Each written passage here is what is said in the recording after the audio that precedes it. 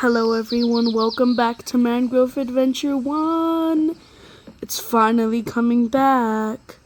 Took me a little bit to find the area, but today we will be playing it. So let's begin. Okay, so let's go. What are we? Oh. Wait, can I interact with stuff? Button, click. Glad to see you made it. Hope the trip wasn't too long. My name's Flora, and I'm the lead researcher here. Okay. Welcome to the Mangrove Restoration Hello. Project, part of the Build a Better World initiative, though we just call it the project around here. Take a look around. A place like this should be teeming with mangroves, but, well, it isn't anymore. Oh, that's sad. People have been tearing down the trees for years, making room Bruh. for boats, businesses, factories, you name it. Mangroves provide homes for all sorts of creatures, like places in their weaving roots for fish to hide and treetops for monkeys to swing from. Without the mangroves, though, those animals started to disappear from the area. Oh. To make it worse, without the mangroves, there aren't enough plants to pull carbon dioxide from the atmosphere. CO2 contributes to climate change, and climate change makes it that much harder for mangroves to grow on their own. That's where we come in. Whoa. Oh, zoom out so you can... Believe it or not, mangroves pull far more carbon dioxide from the atmosphere than most trees on land. In a healthy mangrove forest, the soil could have up to 4 times as much carbon stored in the sediment beneath them than you'd expect to find even in a rainforest. Considering the monumental amount of good that rainforests do for our environment, that is a significant contribution on the mangroves' parts. Oh, look. See, all plants need carbon dioxide to grow, so they pull what they need from the atmosphere and turn it into new branches and roots. However, whenever a tree dies or part of it, like the leaves, fall off, the dead plant matter decomposes and the carbon leaks back into the atmosphere. Mangroves, on the other hand, grow extensive tangled root networks underwater.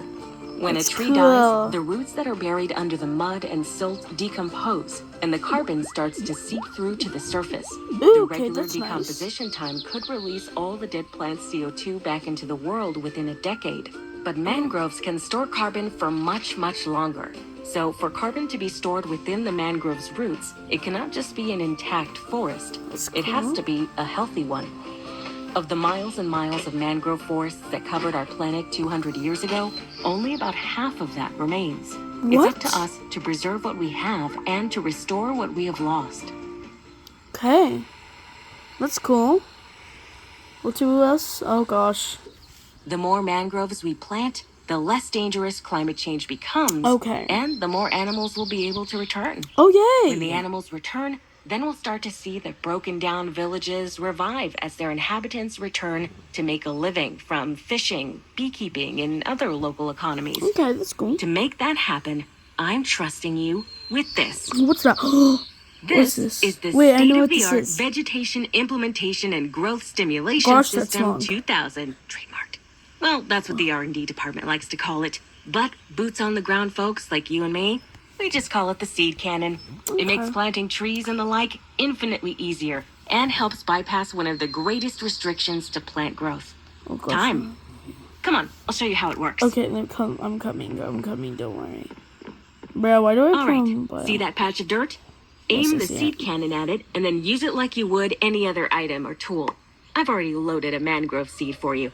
Upon releasing the trigger, the seed will shoot out and the tree will pop up like a meerkat. Give it a whirl. You'll find different types of soil in different regions out there. Different species of mangrove trees will grow depending on the type of soil. Don't worry, the seed cannon will automatically plant the right seeds in the right places. Excellent. Good to see you're quick on the uptake. I don't have any more mangrove seeds on me, so you're going to have to gather them yourself. You see those little things hanging from that mangrove you just grew? Those propagules function as seeds. Normally, you would never be allowed to take these. It's against the law to harvest propagules in many parts of the world because of how few of these trees are left. But we have been given special permission. Okay. People are trusting us to collect these propagules so that we can plant and grow more of these weird, wonderful mangroves. Just make sure to be careful and respectful. Okay. Anyhow, I've got just one more thing to give you before you go running off to start saving the forest. Is it a map? I think it's a map. I remember it's a map from when the first mangrove adventure.